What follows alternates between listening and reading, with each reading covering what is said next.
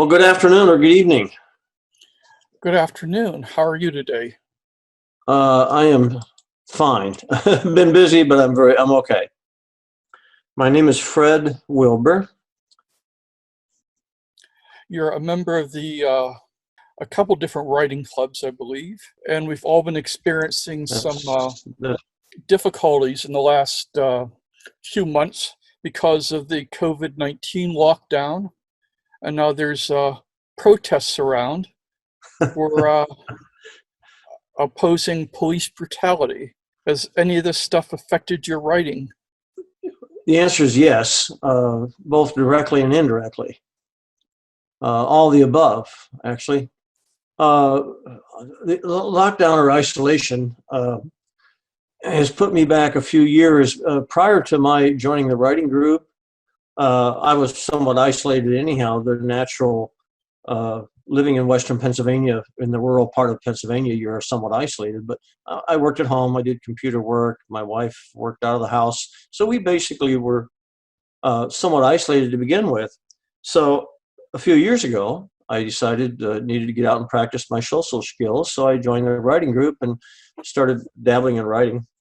And it was very enjoyable. And I met a lot of good people. The lockdown basically put me back in that mode. So I found the writing groups and the people in the group were stimulating. I could practice writing with different genres and get feedback. Without that, I lost the creative urge to write. Plus, the lockdown and the COVID situation affected my wife's business, so we decided it was appropriate. We were approaching a downsizing decision, so we decided it was a good time to go ahead and downsize. When we did that, we took on a project that required some renovation in the house. We built a wall to separate, to split the studio space, and so I took that project on, and that plus the normal summer maintenance around the place added burden to me. So I just basically lost all energy to do anything but what I had to do. So I did a little bit of writing in March about the virus because it was an emotional impact for a lot of people, I think. So I wrote a little bit about that, and I don't think I've written anything since. So I just lost all creative energy. Partly because I'm busy, and partly because there's a lot to think about, and my writing skills aren't good enough where I can get those thoughts from the brain to the paper or to the keyboard, so to speak. Do you think this lack of creative input is not a reflection of depression or anything like that? Because like the opposite of depression is vitality, and the major symptom of depression is lack of vitality, where you just can't seem to get yourself to do anything. It may have something to do with that. At my age, with a heart condition, I'm in a high risk group, so you can't not think about that. You can't turn on the news and not be inundated with the news that you're at risk. So you have to be aware, you have to be sensitized to that, and you cannot help but worry about it. So I think it's natural, and depression may be a factor. I'm not the kind of person that stays depressed very long, but it does drain on you. So yeah, it may be a variable. I will tell you that there's a lot of reasons why you could get depressed in the world today. The leadership in our country is, in my opinion, lacking. That's obvious in how it was handled with the virus. It's obvious with how the current police brutality issues are being dealt with. You can't help but getting frustrated and depressed about that, because we as individuals have little ability to change that. How do you see this whole situation with the virus and the protests moving forward, and when do you think you'll be out and about and doing things again? And I've always thought that when the pandemic hit, there will never be a normal again. Life will never be normal as we used to know it. It's changed permanently. I think it'll be changed permanently for a long time. I don't think people in my category, my age and my health risk is ever going to be risk-free until inoculations are available and the major part of the population has inoculations. But if you recall, we almost had measles eradicated, and then the small handful of people believed inoculations were a problem and measles were starting to come back. So I don't think the virus will ever go away totally, and hence we'll never go back to the way our life used to be. You can't go out and buy groceries without being aware. So I don't, I think life has permanently changed. We'll just adapt somehow to that because we as humans have a tendency to adapt to what we have to. I've been busy with building projects, but frankly, I'm getting so old that I'm finding those not enjoyable anymore. They hurt too much. So that's one of the reasons why I turned to writing, because it's not as bad on your body. It might have something to do with your self-esteem, but it doesn't beat up your body like building walls do. So I'd like to see a female run the country. I've been through the male testosterone life. I know what that does to you as a male. And now that I'm in my 70s and that level is diminished, I can look back and say, boy, I did some stupid things as a male. I want to see a female run the country for a while. So when do you think you're going to get back to writing again? I tried to force myself to write the other day, because when you read about the writer's block and the normal recommendation is write anything, even if it's stupid. So I just started a journal, basically, on a daily events, what I'm doing daily, just so I could get in the habit of putting words down on in the word processor. But that lasted 4 days, maybe 5 days, and then I found a reason not to do it. So I think once some of my other projects take less energy, I'll get back to writing. I started a piece. My daughter gave me for Christmas last year a subscription to a website where she asks you a question every week, and you write a response to it, and it documents your life's. There's questions are a lot about, what did you believe? Why did you do this? And what did you do? What was your first mistake, your first car, and that kind of stuff. Her mission was trying to get me to document my story, so to speak. And I had always toyed with the idea of writing a memoir. So I thought, well, that's a good thing. So I was doing well until I started to write a piece about a question that was really close to me. It had to do with, the question was, have I ever been in trouble in my job? And of course, if you ever had a long career, you've always been in trouble somewhere along the line, right?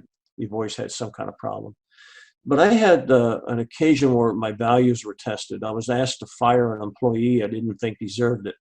And I stood up against my manager and went over his head and won the battle, so to speak. But I lost the war and he was out to fire me. So I had to quickly find a job, but I had to put my values on the line. And I put my job at risk, and I knew what I was doing exactly. I knew if I stood up and didn't fire this employee against his request, that my job would be at risk. So, I was working in high tech, and I shouldn't have been too worried, but I've always been somewhat concerned about the security of an income, because I had family to take care of. I had small kids, I had teenage kids, and the last thing I wanted to do is have no income to take care of them. So I tried to write about that situation, and I also probably shouldn't have done this, but for the first time I tried to write about it in the third person, because I wanted to describe the characters as somebody would observe it, not as me speaking in the first person. And I started out writing it, and it got to be a bigger project than I wanted. I wanted to be most of my responses were 2 pages at the most, maybe 3 pages. This was turning into a short story, and I didn't want to didn't want it to be that. So, but I couldn't figure out, and I didn't have the skills to get succinct enough to talk about it uh, in a third person genre. So I realized that it just wasn't working. Every now and then you just got to, you write a draft and it's horrible. So you put it aside and you let it sit, and I let it sit, and I went back to it, and I still couldn't get it right. So my daughter happened to come visit a few weeks back. I showed it to her, and she said, yeah, it's got these issues that I saw, and we agreed there were issues, and I haven't been able to go back to it. So I think it was taking on something that was really important to me that I wanted documented. I wanted my kids to be able to read about how their dad had their values tested and put the security of the family at risk, and how important that was to me. And it's such an emotional and touching thing that I found I couldn't get through it. Now, it's something that someday I got to write about, and I've been toying with going back to take that on again. But writing isn't my strength. It's never been my strength. I would never consider myself a writer for the same reason I'll never consider myself a potter or a piano player, because I don't spend that much energy at it, and I'm not naturally inclined. I don't have natural skills in those areas. Now, if you were talking to me about technology, I could tell you that that's something I can take on and do. But even today, I don't like to take on big technology projects because, frankly, I don't want to have to work that hard at it. So, I've got to find time, energy, and the desire to get back to this, and I will probably take that on and try to overcome that, to get it from a horrible first draft to a workable first draft, and then go back and deal with it. But that's a long answer. But when will I get back to it? I need some energy to, probably within a few weeks, I'll start that up again. One approach that people has is to change the tense or the viewpoint in it. Maybe you should go back to making it a first person account rather than a third person. Then at the end, if you want it third person, you could restructure it once you get all the stuff you want down on paper as a third person account. That's not a bad idea. I've actually toyed with that. That may be a good approach, to do it from a first person viewpoint, and then get it down, and then try to go back. And I've never done that before. I've never changed the first person to a third person before. I want to try that. That might be worth looking into. I might be able to get the story down faster as a first person, and then it's just a rewrite to turn it to third person, right? Well, you sort of outlined the story for me in a few sentences there, and so where is the stumbling block in amongst those few sentences that you outlined for me? Where's the stumbling block in your writing? Good point. Well, what I was actually trying to do is, I think, take too much on in this little story, in this little answer. At that same time, I was going through troubles in my marriage. So I wanted to show how this guy was basically put at stress, considering his career was at risk, his values were at risk, and, oh, by the way, his marriage was also at risk. So that may be too much to write about in one setting. They're all interactive. Is there some way to separate out the parts into three separate stories? Make them not so intertwined all in one story. I think focusing on just the testing of values in your job is something that's big enough in itself. I should just stay with that.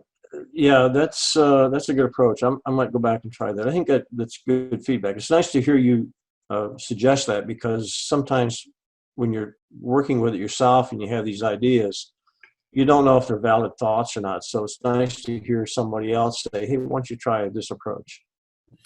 Well, I'm not a great writer either, so it's just another amateur opinion. But your science knowledge is probably deeper and broader than mine. I have a pretty good technology background, and I'm okay in science. But I will tell you that science fiction is stories. There's about a dozen I'd like to write short stories about, and I ought to try that one time. I started.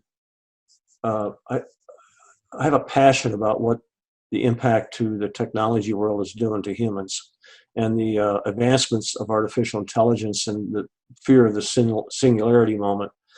I deal with technology enough to know that there's enough software glitches in the world, and it gets too complicated for any one human to understand. My fear is that someday we're going to become so dependent on the technology that we will not be able to control it. So I got to write about that, because Well, that's something I know about.